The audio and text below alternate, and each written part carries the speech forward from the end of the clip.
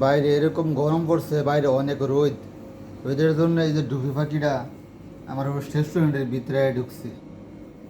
হ্যাঁ, দুনিয়ার গরম আমরা সহ্য করতে পারি না।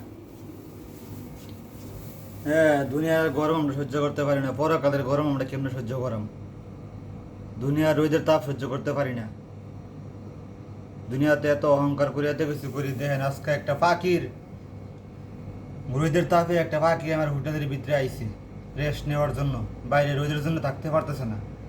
আমরা মানুষও রোদের জন্য থাকতে পারতেছি না এসি ছাড়া। আর গাড়ি পরকালে কেয়ামতের দিন সূর্যটা আমরা মাথার উপরে থাকবো, তখন আমরা কেমনে সহ্য করাম গরম?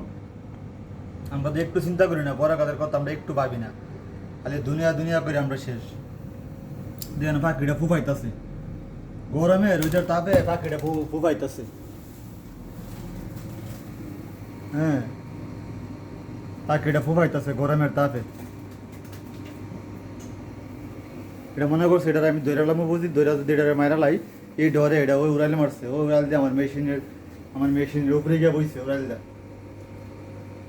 ওই আমার মেশিনের উপরে গিয়ে বইছে ডরে।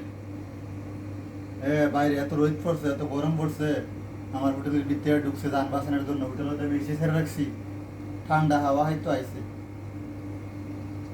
আল্লাহ, দুনিয়ার গরম কত গরম!